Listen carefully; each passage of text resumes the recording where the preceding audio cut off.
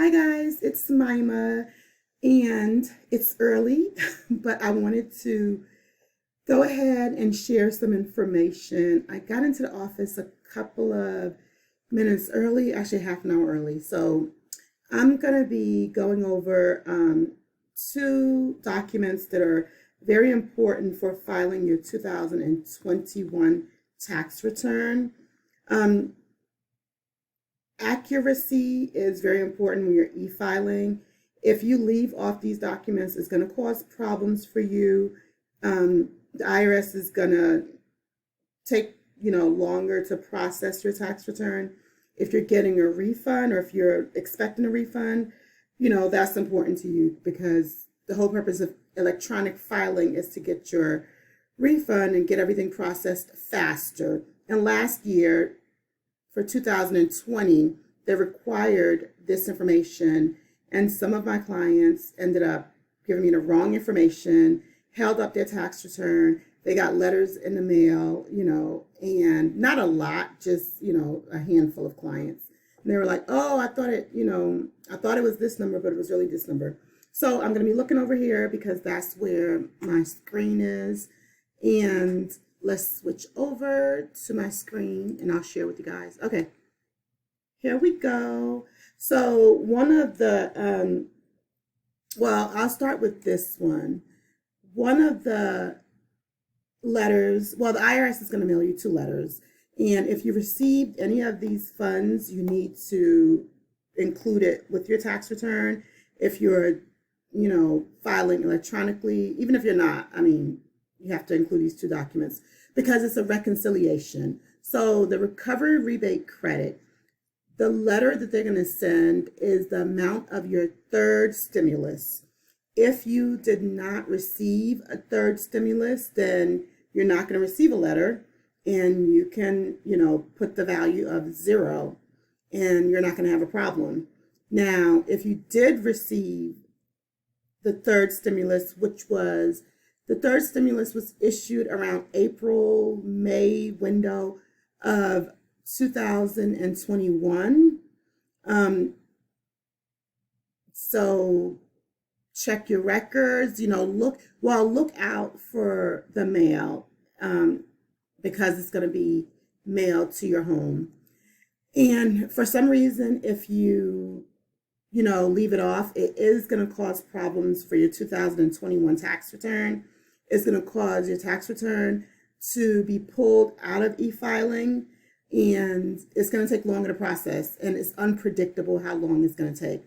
So you definitely don't want to brush this information off and not include it in your tax return when you're filing. If for some reason you cannot locate the letter or the amount, you can come here to the IRS's website. It's, irs.gov. And over here in the section, it says, find the amount of your first, second, and third economic impact payment. So you're going to walk through and enter in this information, your online account. So you're going to need to access your IRS online account. If you don't have one already, you are going to have to create one. Then it takes you to this screen. Sign in your online account.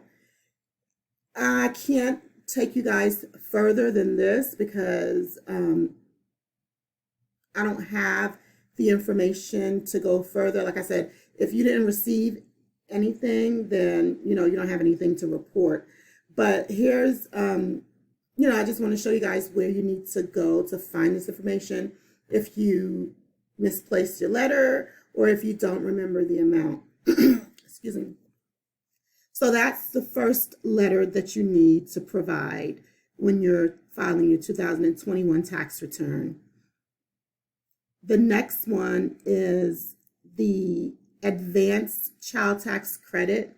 These are the funds that the IRS issued to taxpayers with dependents age 17 and under, because they issued it on a monthly basis, and I believe the payments started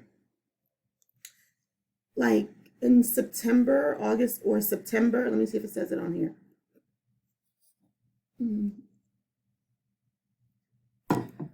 Okay.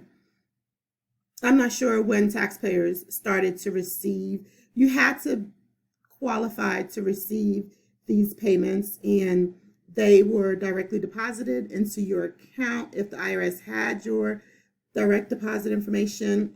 Now, the tricky thing about these letters is that if you're a married couple, you and your spouse will receive a letter. So you're going to have two letters, and it's going to be half of the amount. And if you're filing jointly, then you include both letters. If for some reason you and your spouse file separately, then each person would include the letter on their own tax return. So I actually found a copy of the advanced child tax credit letter that they're going to send. So I wanted to share that with you guys. Let me see if I can pull that up. Okay, here we go. Okay, so this is a copy of the 2021 total advanced child tax credit payments letter that the IRS is going to send you. Hold on to these letters, guys. It's going to make your life a lot easier and, cause you to have accuracy and not have your tax return delayed for processing. So this is a copy of the letter. This is how it's going to look. The recovery rebate credit letter, that's the one related to the third stimulus. It looks very similar to this one as well. And I'll give you guys a little tip. Really, what you're supposed to do if you receive any documents, if you receive any documents that says important tax document, you have to include it in your tax return. I mean, like banks and financial institutions and, your mortgage company, they mail out these letters and it says important tax document on it. It says that because you needed to file your tax return. So do not leave it off. Another thing is short-term work. If you work a W-2 job, and I get this question a lot. These are questions that I'm frequently asked, so that's why I'm answering them on this video. So if you work just, say you start a job and, you work for 1 or 2 weeks and you decide that you no longer want to work there and you leave, when you're filing your tax return, you have to include that W-2, okay? There is no threshold for excluding a W-2, especially when it comes to electronic filing. The IRS already has a copy of all your tax documents, your W-2s, your 1099s, your mortgage interest statement, everything. So it's a matter of accurately reporting it. If you leave it off, that's an automatic red flag. They're going to pull your tax return and it's going to delay the processing of your tax return. So no matter how small the income is that you receive on a W-2, you always have to include it.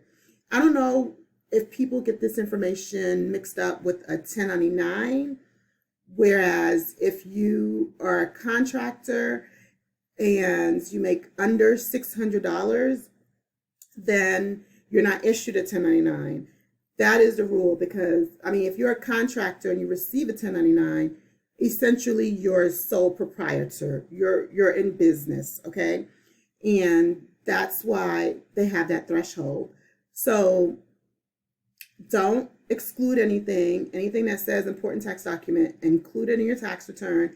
And another thing is watch out for your email because when you sign up for or allow your financial institution, mortgage company, or whoever to send you electronic documents, that means that they can send your year-end statements electronically. And a lot of times they'll send you an email to say your tax documents are ready. Log on and print it out. Definitely go through your email, go through your spam folder to make sure that you're including all this stuff. I have a tax organizer that I give my clients to use as like a guideline or like a checklist so that they're, making sure that they include everything. And sometimes as they work through that, they are able to see what is missing because, it jogs their memory. So I hope this information is helpful. Go ahead, and if you like this video, do that, like it, and comment and subscribe. Thanks for watching. Bye.